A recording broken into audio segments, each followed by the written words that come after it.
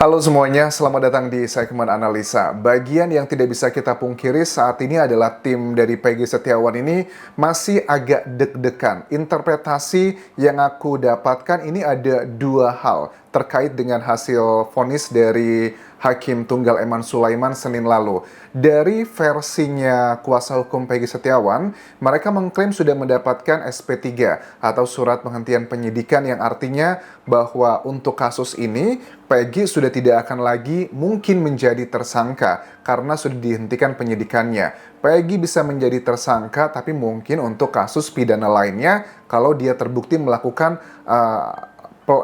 pidana di unsur bukan kasus Vina dan juga Eki. Tetapi ini berbeda dengan sejumlah ahli hukum, misalnya Hotman Paris yang bilang bahwa untuk masyarakat Indonesia, kata Bang Hotman bilang bahwa ini adalah knowledge nih buat kalian yang bukan praktisi hukum.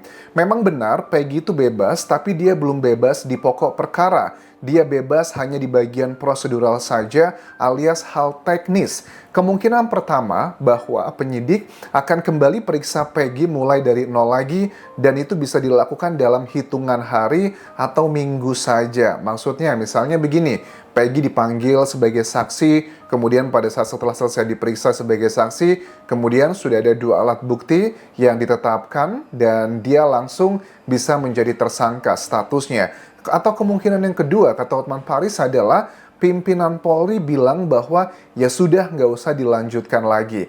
Ini adalah bagian yang linear sebenarnya dengan keterangan Jenderal Listio Sigit Kapolri yang mengatakan bahwa sekarang itu sedang dilakukan pendalaman dan terkait dengan amar putusan yang dilakukan atau dibacakan oleh Hakim Tunggal Eman Sulaiman Senin lalu. Tetapi yang pasti menurut Kapolri bahwa penyidik akan menghormati putusan tersebut dan sudah menjalankan, yakni adalah pertama dengan membebaskan Peggy Setiawan. Nah, terkait dengan ganti rugi, ini kan ganti rugi kalau dari timnya Peggy Setiawan, Tony ya yang bilang bahwa kami sedang mempertimbangkan apakah ganti ruginya bisa 1 miliar, 3 miliar, atau 5 miliar. Tetapi kalau kita lihat dari aturan undang-undang juga, PP sih tepatnya ya, PP nomor 92 tahun 2015, di sini disebutkan bahwa besaran ganti rugi salah tangkap adalah 500.000 hingga 100 juta rupiah.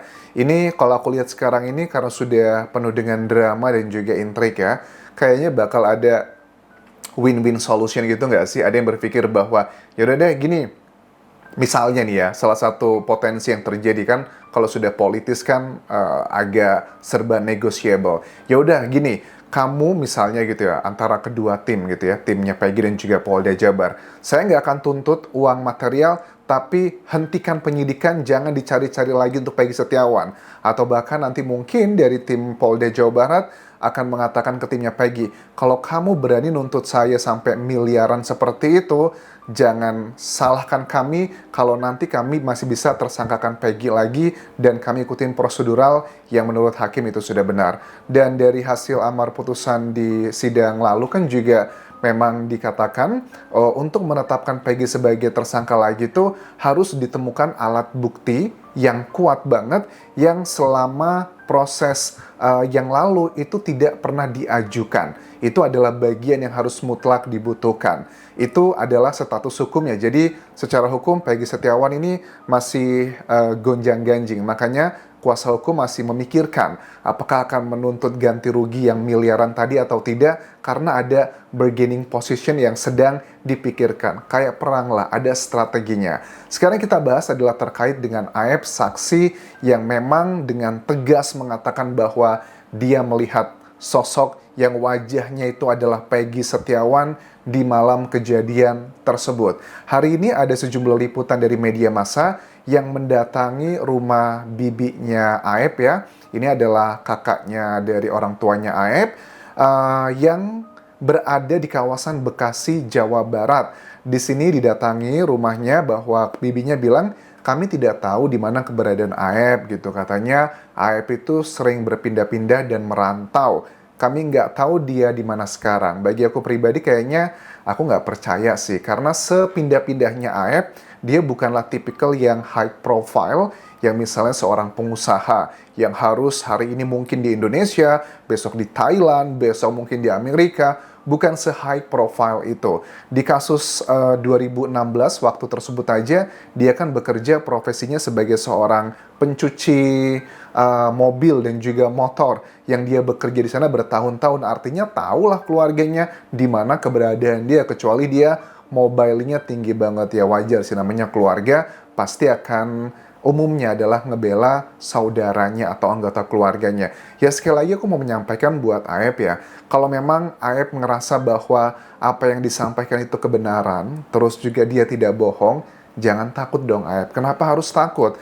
Masyarakat Indonesia itu walaupun sekarang banyak sekali dari kita itu yang begitu simpati dengan Peggy, tetapi kalau Aep kamu bisa menjelaskan dengan clear, ada bukti-bukti yang kuat dan yang kamu sampaikan itu adalah kebenaran, pasti bakal banyak dukungan yang akan datang ke kamu. Kita nggak bisa tutupi, waktu Peggy Setiawan itu ditetapkan sebagai tersangka, itu kan kayak 50-50 ya, ada yang percaya, ada yang tidak percaya. Tetapi dengan berjalannya proses selama kurang lebih hampir 40 harian lah dia di penjara, dengan alat bukti, barang bukti, perdebatan, orang Indonesia juga punya logika kok. Kan kalian tahu, di Indonesia itu katanya no viral, no justice. Jadi kalau Aep ngerasa jujur, kenapa justru malah nggak ada muncul nih di media? Apakah dia sekarang sedang dilindungi oleh LPSK, Lembaga Perlindungan Saksi dan Korban? Itu adalah bagian yang sedang dipertanyakan. Terkait dengan pasportnya Aep ya.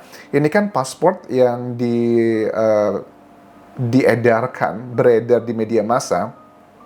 Tanggal pengeluaran paspor itu di 18 Desember 2018 dan masa berlakunya sampai 18 Desember 2023 karena paspor kan hanya 5 tahun ya. Dan ini 18 Desember ini adalah berarti 2 tahun setelah kejadian Vina dan Eki. Di Indonesia nih banyak yang komentar gini, Anjas, kok Aep ini unik ya, dia profesinya mohon maaf dikategorikan yang bukan punya uang yang banyak, tetapi dia menyiapkan paspor buat keluar negeri. Ya mungkin aja ya dia mau jadi TKI kali ya, tenaga kerja Indonesia mau di Hong Kong atau di mana. Apakah persiapan ke arah situ? Atau ada yang bilang apakah Aep itu mendapatkan lumayan uang gara-gara dugaannya yang curiga dengan Aep memberikan keterangan palsu, dia mendapatkan sejumlah uang gitu dari orang-orang yang menginginkan untuk menyeting kasus ini menjadi seperti ini. Itu adalah bagian yang sedang menjadi perdebatan. Terus juga ada sejumlah ya, misalnya adalah penasihat Kapolri yang bilang bahwa kalau putusan hakim itu harus diinvestigasi, harus dibuat tim pencari fakta, itu adalah salah satu bentuk penghinaan katanya. Ya kalau putusan hakim itu mau dianulir, ya dianulirnya juga dengan ya peninjauan kembali. Dan ini merujuk adalah kepada 8 orang yang telah divonis di tahun 2016 dan juga 2017.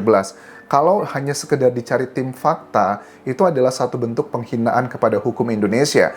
Makanya kalau memang mereka yakin ke-8 orang yang sudah divonis 8 tahun lalu tidak bersalah, ayo buruan, segera diajukan peninjauan kembali. Makanya nggak heran hari ini Aep kan sudah dilaporkan ya ke polisi atas dugaan memberi keterangan palsu.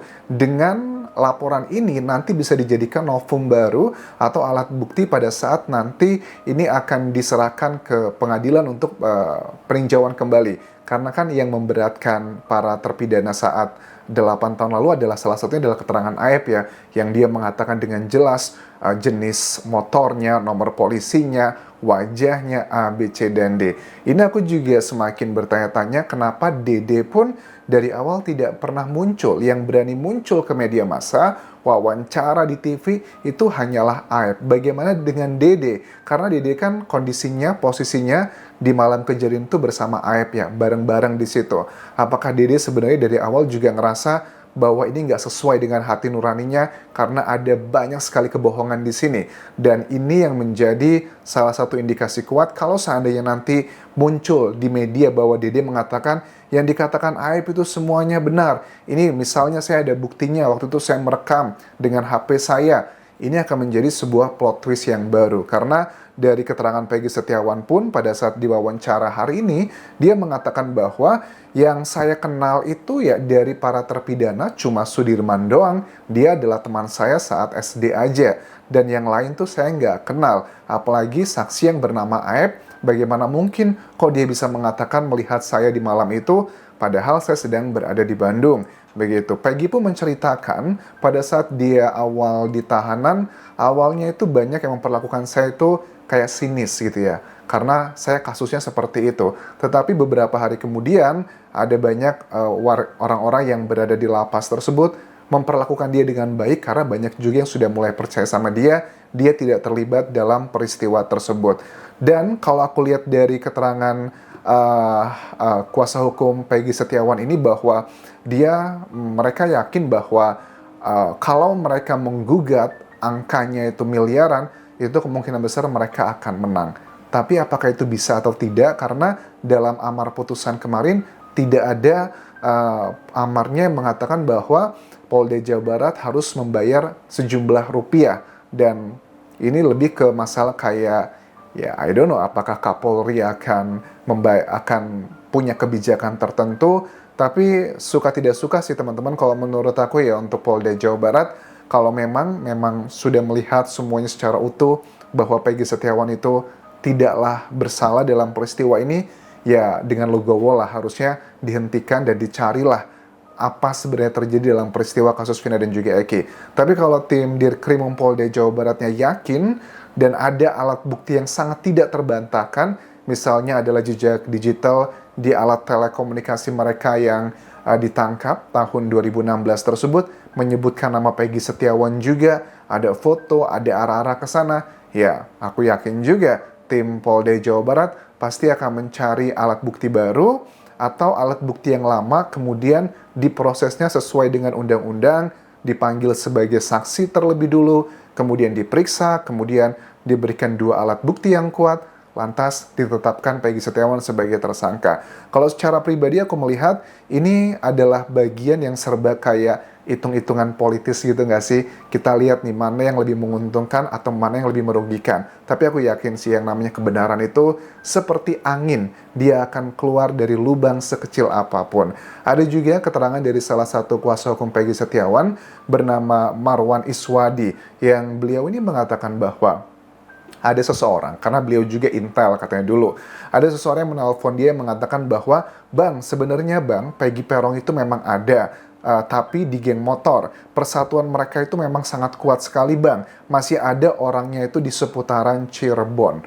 Well, ini adalah timnya Peggy ya yang ngomong ya. Kalau memang ada sosok tersebut, berarti peristiwa Vina dan Eki ini memang seperti putusan di tahun 2017, bahwa ini ada unsur pidananya. Tetapi kalau ternyata ini semua fiktif, ya suka tidak suka, seperti statement dari Ibu Titin, kuasa hukum Saka Tatal, yang sangat yakin bahwa kasus ini adalah laka lantas murni, tunggal, tidak ada unsur pidananya. Kita akan terus kawal kasus ini karena Peggy Setiawan juga masih belum fix ya. Ini adalah pra-peradilan, bukanlah sidang materi pokok utama.